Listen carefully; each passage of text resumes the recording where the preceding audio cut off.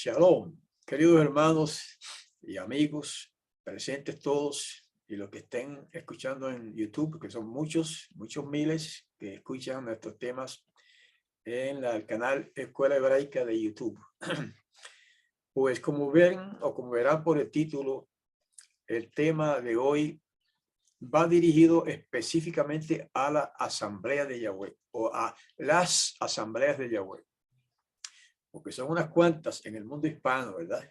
En el mundo anglosajón hay montones de asambleas de Yahweh en todas partes del mundo, pero en el mundo hispano yo conozco 4. Sé que hay más, pero que no se relacionan con nosotros. Las que comulgan con nosotros no solamente en enseñanza, sino también en el amor fraternal, pues son estas 4 que se reúnen aquí en Zoom, ¿verdad? Durante la semana. Pero a pesar de que el tema va dirigido a la Asamblea de Yahweh, también obviamente se hace extensivo a cualquier organización espiritual que adora al Padre Celestial, ¿verdad?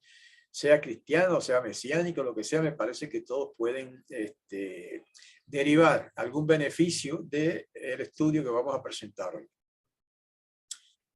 Que por cierto lo considero sencillo y breve, puede que terminemos temprano y en ese caso podríamos contestar alguna que otra pregunta que quede, ¿verdad? Pero no ya en la grabación, sino después en vivo solamente para los hermanos presentes acá conmigo. Bueno, discúlpenme un segundito que olvidé encender la luz y veo un fallito aquí.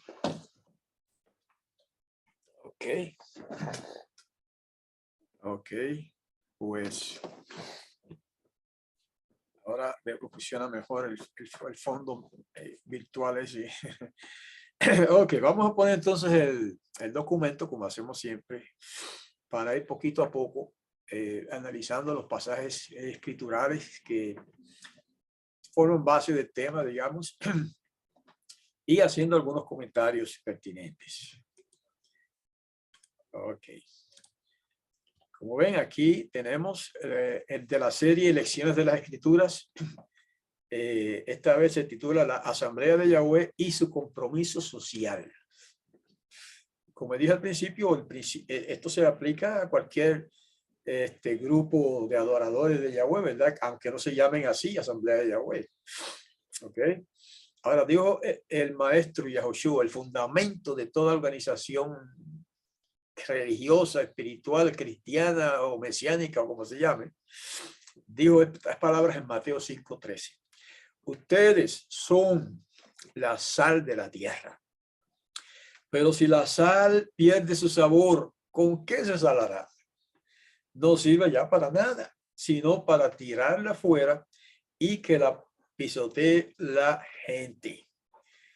Interesante esa expresión. Ustedes son la sal de la tierra. Bueno, somos sal de la tierra. ¿Y qué es lo que hace la sal? Da sabor a la comida, ¿no? La sal, aparte de que da sabor a la comida, también la sal preserva los alimentos. Hablando ahora del mundo físico, literal.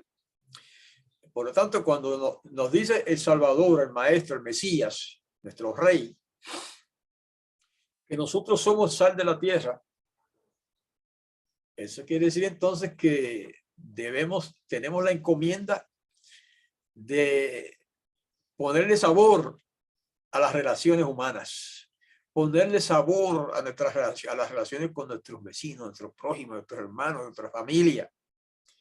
Y además de eso, preservar esa relación hermosa de fraternidad, de amor, de responsabilidad entre todas las relaciones humanas, ¿verdad? De unos y otros. La lectura central en este pasaje no la vamos a leer, pero a través del estudio pues se va a ir viendo poco a poco en Mateo 25, 37 al 45. Y el objetivo de este tema es concienciarnos, algunos dicen concientizarnos, sobre el aspecto social de la misión que tiene la asamblea. O sea, la Asamblea de Yahweh, como cualquier otro grupo que siga al Mesías, tiene una misión especial que cumplir en este mundo. Bueno, pues el aspecto social de esa misión es importante también. O sea, hay un aspecto espiritual de la misión. Hay un aspecto quizá puramente físico y hay un aspecto social. Eso es importante. Ese es el énfasis del tema de hoy. Comprender que nuestro compromiso con los desheredados, con los pobres, con los marginados del pueblo, de la comunidad donde vivimos, está implícito en el mensaje de la Besorá que se nos encomendó. Y ustedes saben que la Besorá es una palabra griega hebrea, que significa buena noticia, buena nueva. Y en griego ese mismo concepto se dice evangelium, de donde viene nuestra palabra española evangelio. Y finalmente en español ambas significan la buena noticia o la buena nueva, como dicen otras versiones de la escritura, ¿verdad? Así que ese es el objetivo también de nuestro estudio de hoy. Desarrollar esa conciencia social que debería existir, ¿verdad?, entre todos los creyentes y discípulos del Mesías Yahushua. Primer punto, ¿cuál es la verdadera adoración para Yahweh? Eso es interesante, ese es el fundamento del tema. En Jacobo, Jacob es el nombre de este apóstol. En griego se dice Jacobo, y en español le cambiaron el nombre a Santiago, que no tiene nada que ver con ese nombre de Jacobo, pero bueno, así se conoce en las Biblias, ¿verdad? Dice Jacobo 1:27, el servicio de Elohim puro y sin mancha delante del poderoso, el Padre, es este: visitar a los huérfanos y a las viudas en sus tribulaciones y guardar uno su vida sin mancha del mundo. Ok, aquí tenemos un par de notas. El término abodá, que es el que se usa en este verso en hebreo, ¿verdad? Porque este verso en esta ocasión lo he tomado, lo hemos traducido del Nuevo Testamento en hebreo, preparado por el sabio judío Ezequiel Margoliouth. Excelentísima traducción del griego al hebreo. Y ahí se usa el término abodá. Y se usa en la Nueva Alianza, en el Nuevo Pacto, o en lo que llaman los cristianos el Nuevo Testamento, en tres sentidos. Primero, en el sentido de proveer para las necesidades físicas, atender a los visitantes o ser una persona servicial en general. Y usted puede leer en su Biblia un poco más sobre eso en Marcos 15:41 y en Hechos 6:1-7. En segundo lugar, denota esa palabra, abodá, el servicio de amor al prójimo en general, especialmente a los pobres y desvalidos, como el proveedor de alimentos para el hambriento, agua para el sediento, son ejemplos, ¿verdad? Ropa para el desnudo, protección para el desamparado y visitar a los enfermos y a los presos. El segundo punto. Usted puede ver algo más de eso en Mateo 25, 42-44 y en Hechos 11:29. Y en tercer lugar, la asamblea primitiva, lo que llaman también los cristianos la iglesia primitiva del siglo I, llegó a usar el término abodá para denotar toda actividad que sirviera para la edificación de la comunidad. Excelente, vamos a detenernos un poquito más.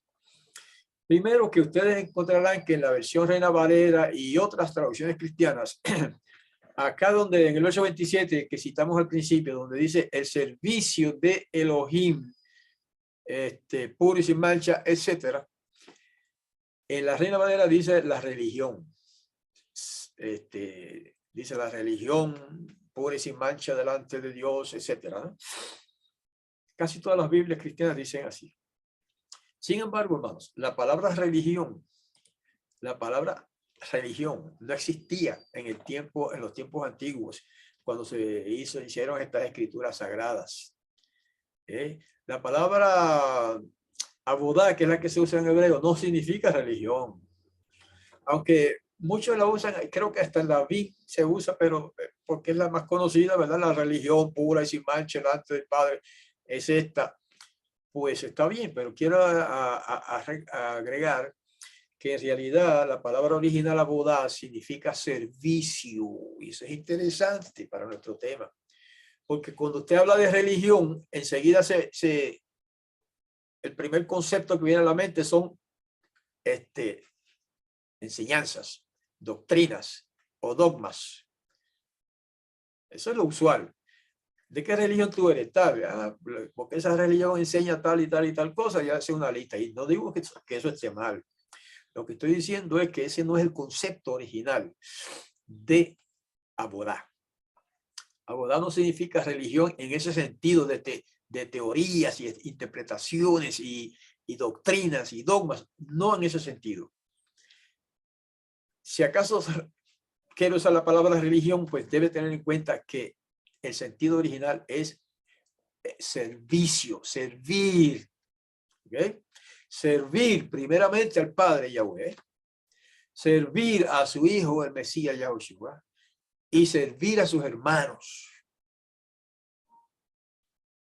Lo que sea que signifique la palabra hermano para usted.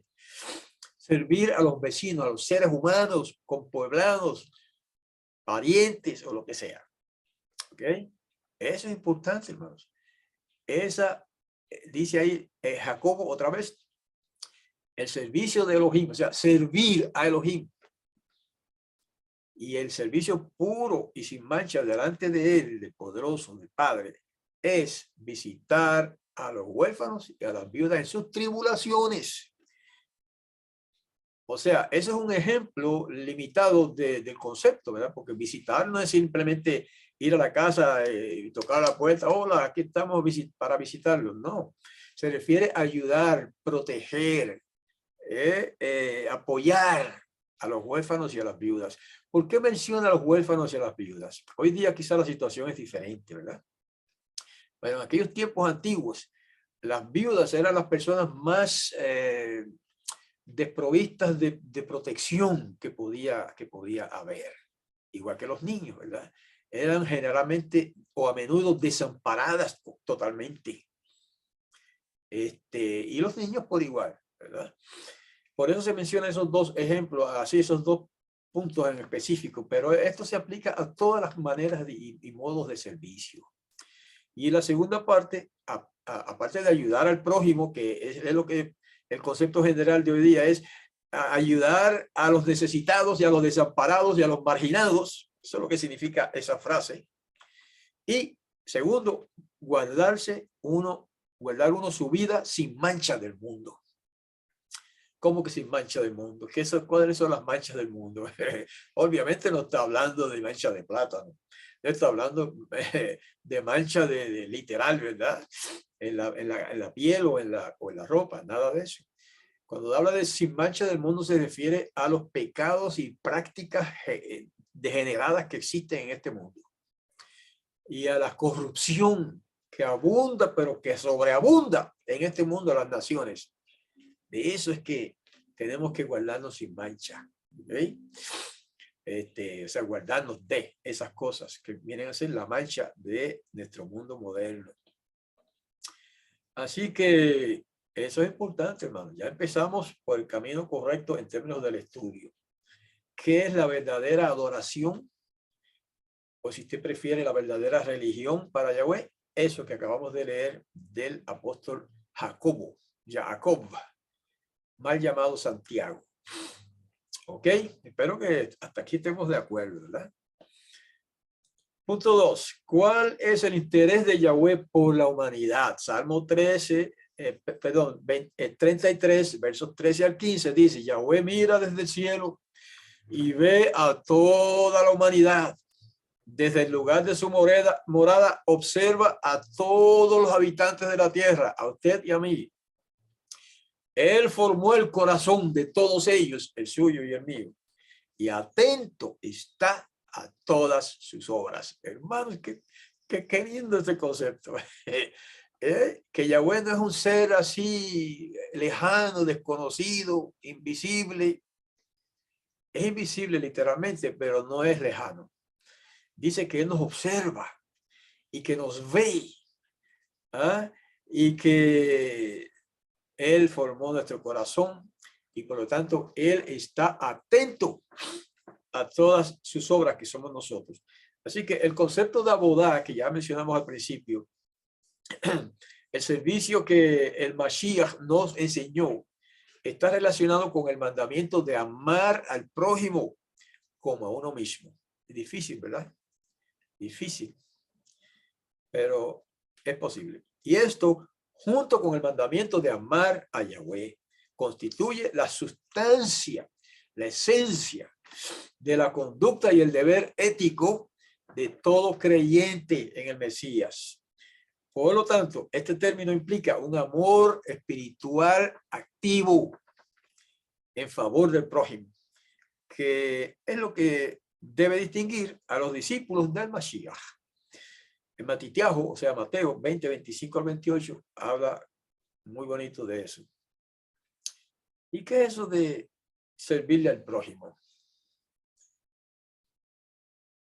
Va usted por la acera, le ve a un muchacho, un hombre, especialmente cuando es un hombre que se nota que es una persona honrada, ¿verdad? Necesitada.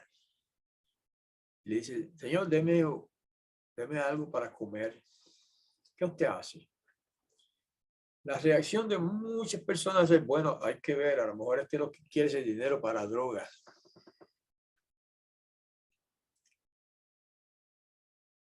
Otro dice, a lo mejor lo quiere para beber ron. He oído eso, lo he escuchado. Hermano, ustedes me perdonan si no están de acuerdo conmigo, pero a mí personalmente no me importa para qué lo quiere. Si extiende la mano y me pide dinero, y si tengo, en el momento le doy. Si él lo usa mal, problema de él. Y si es verdad que lo necesita para comer, entonces, y no le doy, pensando que es para droga, y en verdad necesita para comer, ¿no sería eso un pecado de mi parte? ¿Negarle una ayuda? Bueno, pero en ese detalle, pues, habrá distintas opiniones y yo las respeto todas, ¿verdad? El que no quiera darle al que pide porque piensa que es para droga que lo quiere, pues, ok, yo respeto esa opinión. Por mi parte, yo prefiero tomar el riesgo menor. Eso lo he dicho muchas veces. Un día de esto vamos a estudiar a fondo qué es eso del riesgo menor. El riesgo menor en este caso es que puede que lo quiera para drogas. En ese caso, yo haría mal en darle el dinero. Pero puede que lo quiera de verdad para comer o alguna otra necesidad. Y en ese caso, yo si lo niego, estoy corriendo el riesgo mayor, porque el riesgo mayor es equivocarme en contra del que me pide. El riesgo menor es equivocarme a favor del que me pide. ¿Ok? Si me pide y es correcto el asunto, entonces el riesgo menor me favorece. De lo contrario, va contra mí. Si alguien me pide y yo no le doy, eso se me cuenta en contra mía en el tribunal celestial. Así que yo prefiero correr el riesgo menor. Y es que si estoy equivocado, pues, ¿verdad? Por lo menos intenté hacer justicia. Eso ejemplo que estoy poniendo es quizás algo baladí, algo sin mucha importancia, ¿verdad? Quizás para muchos. Pero apliquemos ese principio a otras cosas, quizás más fáciles de entender. ¿Ok? Pero lo que quiero ilustrar es que este tema tiene que ver con ayudar al necesitado. No es ayudar a los ricos. Si un millonario tiene una institución millonaria, como las hay por ahí, incluso religiosas, millonarias, cuyos líderes ganan miles de dólares al mes, y usted les da su dinero a esa institución, bueno, allá usted, yo no digo que hace mal, pero no es tan meritorio eso, como que usted le dé su dinerito, vamos a decir, como cuando hablan del diezmo y las ofrendas, a una iglesita pobre, pequeña y sencilla. Hablando en términos cristianos, ¿verdad? Cuando digo iglesia, puede ser cualquier otra organización. Pero eso no es lo más importante si damos o no damos a una iglesia. Lo más importante es si ayudamos al prójimo. Y si esa iglesia a la que usted da su dinero, su ayuda, su donación, su diezmo, si ayuda al prójimo o si aprovechan ese dinero para enriquecerse ellos mismos. Ahí podemos aplicar también el principio del riesgo menor o riesgo mayor. O sea, que esto se puede aplicar a muchas cosas, ¿okay? A muchas situaciones diferentes en la vida diaria. Vamos al punto 3. ¿Le importa a Yahweh la justicia en la comunidad? Salmo 146, 7 al 9 dice que hace, hablando de Yahweh, que hace justicia a los oprimidos, da alimento al hambriento. Yahweh liberta a los prisioneros. Yahweh restaura la vista a los ciegos. Yahweh hace pararse derechos a los agobiados. Yahweh ama a los justos. Yahweh protege a los extranjeros. Se menciona extranjeros porque muy a menudo los extranjeros son maltratados en los países. Le da valor al huérfano y a la viuda, pero hace tortuosa la senda de los malvados. Hermano, qué palabras tremendas, ¿verdad? Entonces, ¿le importa a Yahweh la justicia en la comunidad? Claro que sí. Es importante para él que hagamos justicia. Cuando damos un donativo, una donación, una limonda, como dicen algunos, al que pide, no estamos haciéndole un favor, estamos haciendo justicia, porque eso es lo que se merece el pobre, que le ayuden. Ayudarle no es, por eso no me gusta la palabra limosna. No es una limosna que se le da, es lo que se le debe como hermano pobre que es. ¿Tiene la Asamblea de Yahweh compromiso social? Claro que sí. Ese es el punto. Es claro que lo tiene. Es imposible separar el llamado al arrepentimiento de las personas y la labor de amor como respuesta a sus necesidades en todos los sentidos. Escritores religiosos en todas épocas han llamado la atención a su gente sobre la misión de la asamblea o de la iglesia. Hago estas aclaraciones porque asamblea e iglesia significa lo mismo. Iglesia es griego y en griego significa asamblea o congregación, también es traducción correcta. Así que, hermanos, hay una relación muy estrecha en eso. Si usted da un dinero para una organización, y esto se aplica no solamente a las iglesias, hay por televisión anuncian cada vez organizaciones cívicas o civiles, no sé, que se dedican a ayudar a los pobres, a los enfermos, etcétera, etcétera. ¿Ok? Sería buena idea, no sé cómo, pero averiguar cómo viven los líderes de esa organización. Yo conozco algunas. Y cuando usted va un poco a fondo en la investigación, encuentra que los líderes, los principales, los que dirigen ese movimiento, que a menudo no es religioso, hay de todo, viven como millonarios. Vaya a ver sus casas, mansiones. Y entonces, como que algo no cuadra ahí, ¿verdad? Muchas personas cuando saben eso dicen, yo no vuelvo a darle a esa organización. Mira cómo vive esa gente en la opulencia. Millonarios a cuenta de ese sistema de pedir para los pobres. Ahora, si usted investiga y averigua que los líderes de esa organización son personas que viven de manera humilde, sencilla, como cualquiera de hijo de vecino, ¿verdad? Cualquier persona por ahí común y corriente. Entonces usted se va a sentir más motivado, supongo yo, a darle con gusto, ¿verdad?, una ayuda a esa organización. Eso hablando de organizaciones, porque el punto principal en el tema es la cuestión personal, cómo usted actúa en lo personal, no en relación con una organización. Pero lo que estoy diciendo es que también a organizaciones se aplica lo mismo, ¿verdad? Ok. Punto 4. cómo debemos entender y practicar. Juan 20:21. Dice ahí, entonces Yahoshua les dijo otra vez, paz a ustedes. Ese es un saludo. En hebreo se dice Shalom Alechem. Seguramente lo dijo así, Shalom Alechem, que significa paz a ustedes. Luego dice, como me ha enviado el Padre, así también yo los envío a ustedes.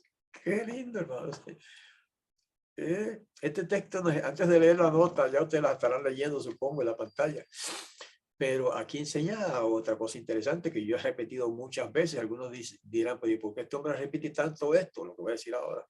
Pero es porque hay una falsa enseñanza sobre esto. Aquí este texto nos muestra que hay dos personas ahí, dos seres, el Padre y el Hijo. Eso es obvio aquí. El que está hablando es Yahoshua, ¿verdad? El Hijo de Yahweh. Y él dice, como me ha enviado el Padre, ese uno, así también yo, ese otro, los envío a ustedes. Hay tres ahí. El Padre, el Mesías, cuando él dice yo, pues entendemos que es el Mesías. Y ustedes, que somos nosotros. Interesante, pero ese no es el tema. Es concebible, es inconcebible, hermanos, que los seguidores de Yahoshua alguna vez se hayan tenido que preguntar si a ellos les concierne o no el compromiso social. Lo que pasa es que se habla mucho por ahí del evangelio social. Y ese evangelio social supuestamente es un evangelio corrupto. Bueno, yo no sé si es corrupto o no, pero el elemento social es parte del evangelio. Y que haya surgido una controversia sobre la relación entre la proclamación de la Besorá, la buena nueva, el evangelio, y la responsabilidad social, van unidos, tienen que ir unidos, hermanos. Pues es evidente que en su ministerio público, el Mesías, nada menos que el Hijo de Yahweh, recorría los lugares enseñando y predicando dos cosas, más o menos iguales, pero y que anduvo haciendo bienes y sanando, cuatro cosas. Añadiendo Mateo 4:23, 9:35 y Hechos 10:38, ¿verdad? A lo que ya leímos. Eso no lo vamos a leer ahora, usted lo puede leer en su Biblia. Ahí está. Tres elementos importantes. Enseñar y predicar o proclamar, que es una mejor palabra para predicar, proclamar, enseñar, proclamar, hacer bienes y sanando. Cuatro cosas que el Mesías, en las que consistía el ministerio del Mesías. Y nosotros podemos hacer lo mismo. De hecho, por eso dice, como me ha enviado el Padre, así también yo los envío a ustedes. O sea, que la misión que yo estoy cumpliendo, diría el Mesías, ustedes la deben cumplir también. Elemental, ¿verdad? Ahora, ¿cómo enseñar? ¿Podemos hacer eso? Por supuesto, lo que hacemos todos los días. Enseñar a otros el bien, la verdad, no solamente la cuestión bíblica, sino muchas cosas, la verdad de las cosas, la verdad de las escrituras, pero también la verdad de otras cosas. El bien, cómo hacer el bien, cómo llevarnos bien unos con otros. Que los esposos los hombres no deben castigar a sus esposas, pegar a sus esposas y mucho menos matarlas. Ser vocales, verbales en ese aspecto en nuestras conversaciones diarias con cualquiera, ¿verdad? Y predicar ya va como más específico a proclamar un mensaje especial dirigido del Padre Celestial Yahweh al pueblo, al mundo, ¿verdad? A través de lo que dicen las Sagradas Escrituras. Y lo otro, haciendo bienes, eso es fácil de entender también. Hacer bien a todos.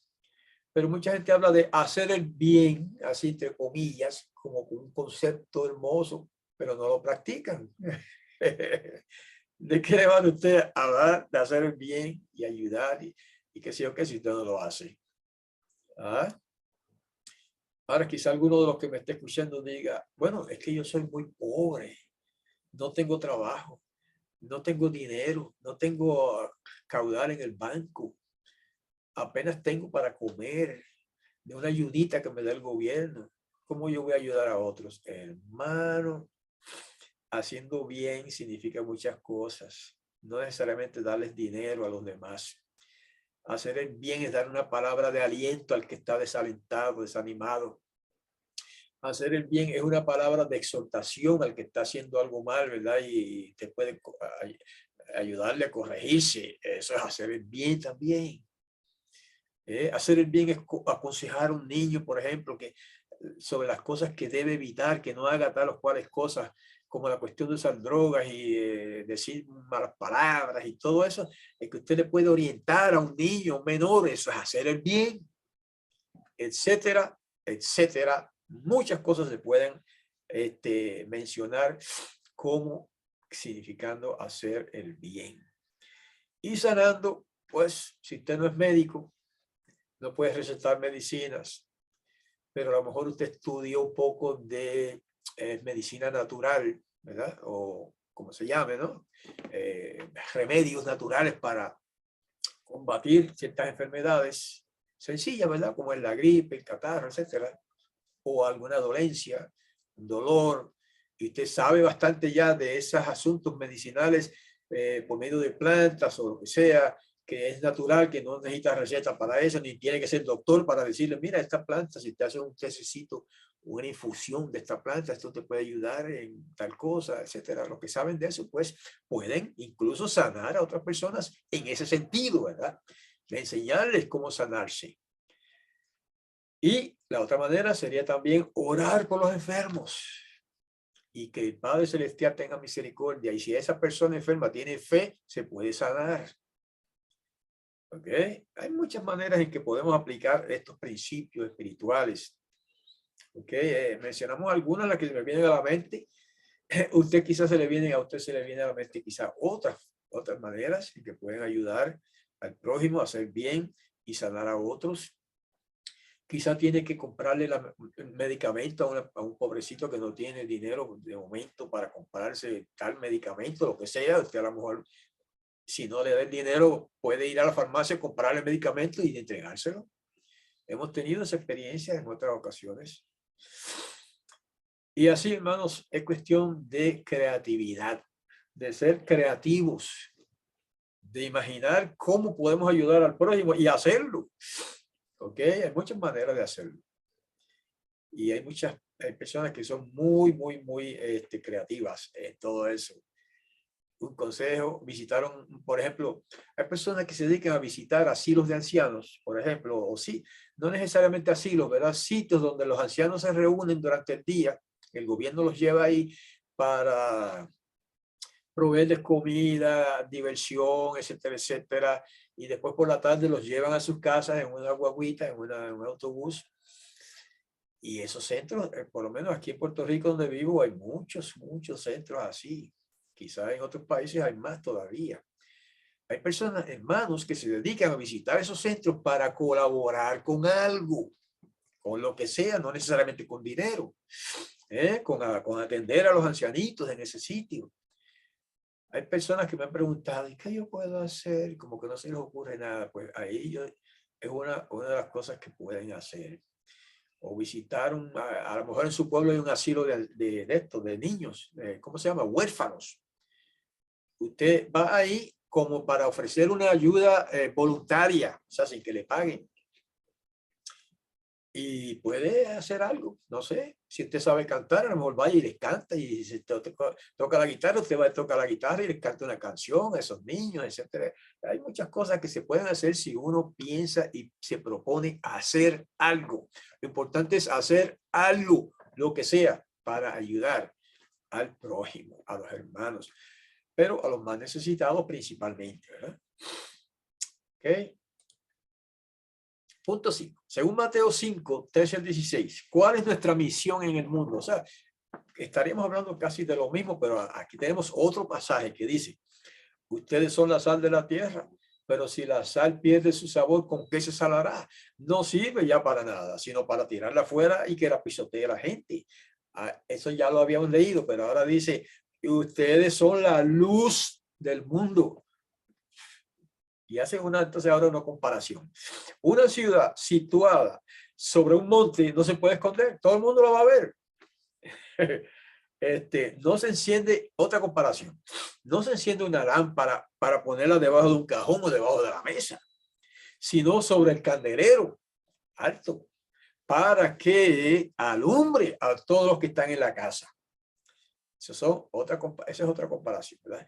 Entonces, después de hacer las comparaciones, el gran maestro de maestros dice, así debe alumbrar la luz de ustedes delante de la gente para que vean sus buenas obras y glorifiquen a su Padre que está en el cielo. No dice para que vean sus buenas obras y los glorifiquen ustedes y los elogien a ustedes. No, eso no es lo que dice. Porque por medio de nuestras buenas obras no deben glorificarnos a nosotros, sino al Padre que está en los cielos. Eso es lo que dice, eso es lo que nos enseñó. ¿Ok? Que las buenas obras no las hacemos, no debemos hacerlas como para ganar reconocimiento de la gente o para ganarnos el elogio y la alabanza de la gente. No, ese es el motivo incorrecto de dar y de ayudar. El motivo es que para que por nuestras buenas obras la persona glorifique al Padre. Casi o a menudo nos preguntan, ¿de qué religión es usted? Cuando uno le hace un buen favor a alguien, a un prójimo, ¿verdad?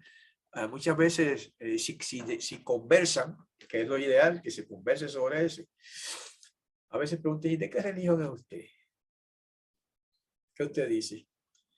Bueno, pues usted dice la verdad.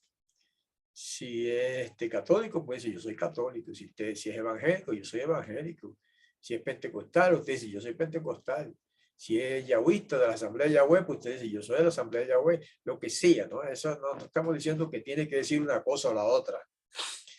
Una vez que usted dice cuál es la fe que usted profesa o cuál es el grupo con el que usted se reúne, después de haber hecho un favor a esa persona, usted va a ver que esa persona va a glorificar a Yahweh, al Padre. Y posiblemente se interese en la fe de ustedes, aparte de la ayudita que le dé, ¿verdad? Todo eso es importante, hermanos. Punto 6. A la luz de Primera de Pedro 2, 12 al 17. ¿Qué significa estar en el mundo sin ser del mundo? Porque este principio es importante, pero vamos a ver cómo es que se expresa en la Escritura. Tengan una conducta ejemplar entre los gentiles, elemental, para que en lo que ellos los calumnian a ustedes como malhechores, al ver sus buenas obras, glorifiquen al Todopoderoso en el día que los juzgue. Estén sujetos a toda institución humana, los gobiernos, por causa del maestro, ya sea al rey como quien ejerce soberanía, o a los gobernantes como quienes han sido enviados por él para el castigo de los que hacen el mal y para la alabanza de los que hacen el bien. Porque esta es la voluntad de Elohim, que haciendo el bien hagan callar la ignorancia de los insensatos. Actúen como libres y no como los que hacen de la libertad un pretexto para hacer lo malo, sino como siervos de Elohim. Elohim quiere decir el Todopoderoso. Honren a todos, amen a los hermanos, respeten al Todopoderoso y honren al rey o al gobernante, ¿verdad? Que sea. Bueno, a veces es difícil hacer esto último porque hay muchos gobernantes corruptos por ahí, ¿verdad que sí? Hay muchos gobernantes opresivos, pero como quiera que sea hay que respetar, hermanos. Ese es el punto, hay que respetar. Respetar no quiere decir alabarlos y encomiarlos no, simplemente respetar. ¿Ya? Ahora dice, eso me gusta esta parte, entonces 16, actúen como libres, y no como los que hacen de la libertad un pretexto para hacer lo malo. Ustedes saben que hay personas que, bueno, les voy a contar un ejemplo. Primero, algo que vi yo con mis ojos en la televisión. Por supuesto, eso es una redundancia porque si vi tiene que ser con mis ojos. Pero que no me lo contaron, sino que lo vi en la televisión en Estados Unidos cuando estando yo allá una vez. Entrevistaron a un criminal, en la televisión entrevistaron a un asesino en serie. Se le llama así personas un individuo que no es que mató a una persona, sino que se dedica a matar personas, una y otra y otra y otra. Un asesino en serie. Y ese era el tema en ese tiempo, porque en ese tiempo ocurrió eso, un asesinato en serie por allá en Estados Unidos. Y a raíz de ese movimiento de la gente en ese tiempo y de todos los comentarios y noticias sobre eso, entrevistaron a una estación de televisión, se le ocurrió entrevistar a uno que había sido asesino en serie. No sé si ya estaba libre, no, estaba en la cárcel, me recuerdo, ya, pero lo entrevistaron allí. Y le hicieron muchas preguntas, pero la pregunta que más me impresionó a mí, la manera en que él la contestó, increíble, pero cierto. Me preguntan, oye, ¿y cómo tú te sentías cuando asesinabas a una persona? Porque este individuo se dedicaba a asesinar a personas cortándolas, las mataba y las cortaba en pedazos. ¿Cómo tú te sentías? ¿Qué pasaba por tu mente? ¿Y cómo te sentías cuando asesinabas a las personas y las picabas en pedazos? Y él expresó una sonrisa y dijo, es que yo sentía un placer grande cuando veía brotar la sangre y chorrear de sangre y bañarlos. Hermanos, era un sádico, bárbaro, ¿ah? Un sádico bárbaro que se complacía, le gustaba, le satisfacía ver correr la sangre y por eso mataba gente. Hermanos, no puede haber corrupción peor que esa. No puede haber corrupción peor que esa. Pero eso no hay mucha gente así. Los hay. Habrá unos cuantos, bastante, pero la mayor parte de la humanidad no es así. ¿Ok? Pero eso es parte del mundo. Eso es un ejemplo nada más. Parte del mundo también es el festejo de eso de borracheras y fiestas para beber y bailar y hacer cuanta cosa hay. Después que se emborrachan se hacen barbaridades, hacen toda clase de perversiones. Incluso a veces matan a otros por accidentes sin querer porque andan guiando borrachos. Todo eso es parte del mundo, pero no solamente eso. También las enseñanzas equivocadas que se tratan de filtrar, se filtran en las escuelas y le enseñan a nuestros niños que, por ejemplo, que eso de abortar, esto no es pecado, que está bien, que se puede abortar, le enseñan a las mujeres y le enseñan a los niños también, se le enseñan todas esas cosas, que eso de practicar el homosexualismo, eso no es pecado, ¿no? Eso es natural. Eso está bien, eso si se aman, pues está bien. Así le enseña, eso es corrupción, hermanos. Eso es pura corrupción mental de los seres, de algunos seres humanos. Bueno, eso es parte del mundo también.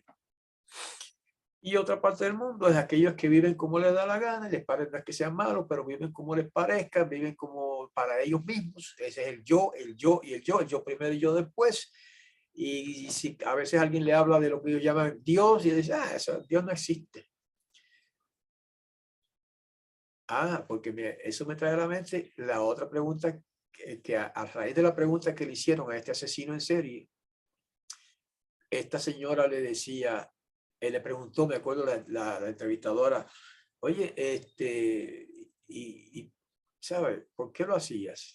¿No te daba miedo? ¿No te daba temor? ¿No tienes temor de Dios? Y él dijo, ahí es que empieza uno, por ahí es que empieza uno.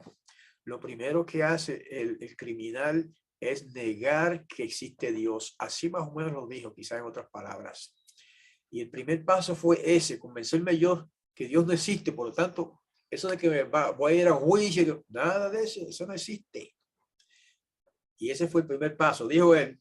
Y después lo otro viene por consecuencia. Si no existe, entonces yo hago lo que me dé la gana y vivo como me dé la gana. Más o menos esa fue la expresión de ese individuo. Y hay mucha gente que aunque no sean criminales, viven así también. ¿Ok? Así que hay que tener cuidado con ese concepto de que Dios no existe. Conclusión. En la verdadera misión de la asamblea de Yahweh o cualquier, ¿verdad?, grupo religioso, la proclamación de la Besorá, que quiere decir la buena noticia, y el compromiso social son parte de una sola misión. En 1911, Charles Ehrman, un famoso cristiano, expuso un concepto correcto sobre las implicaciones sociales de la Besorá. Él dijo: un verdadero evangelio de la gracia es inseparable de un evangelio de las buenas obras. No se pueden divorciar la doctrina mesiánica, la doctrina cristiana, como dijo él, de los deberes espirituales. Con la misma claridad con que define la relación entre el Mesías y el creyente, el Nuevo Pacto, llamado también el Nuevo Testamento, define la relación entre el creyente y los miembros de su familia, los vecinos de su comunidad y los conciudadanos de su país. ¿Ok? En conclusión, entonces, usted pertenece a una iglesia, llámese como se llame, o usted pertenece a la Asamblea de Yahweh, que es la que donde nosotros estamos. Entonces no se olvide de la misión social que tenemos también en este mundo. Eso de misión social es un concepto general, pero hemos puesto algunos ejemplos, ¿verdad? Ayudar al prójimo. ¿Y quién es mi prójimo? Algunos judíos dicen, mi prójimo es el que es judío. Otros cristianos dicen de cierta iglesia, bueno, mi prójimo es los hermanos de mi iglesia. No, el Mesías nos mostró por la parábola del buen samaritano que mi prójimo es el que necesita mi ayuda, quien quiera que sea. Y también mi prójimo es el que me ayuda a mí. Es una dirección, un camino en dos direcciones, two-way road. El que me ayuda a mí, ese es mi prójimo. Y el que necesita mi ayuda, ese es mi prójimo. Sencillo, elemental. Hermanos, que Todopoderoso nos bendiga y nos ayude. No solamente a entender su palabra, sino a practicarla, que es más importante todavía. ¿Ok? Bueno, pues entonces nos despedimos de nuestros queridos hermanos. Hasta la próxima vez que nos reunamos para analizar algún tema de las Sagradas Escrituras. Hasta entonces, Shalom. Yahweh los bendiga a todos.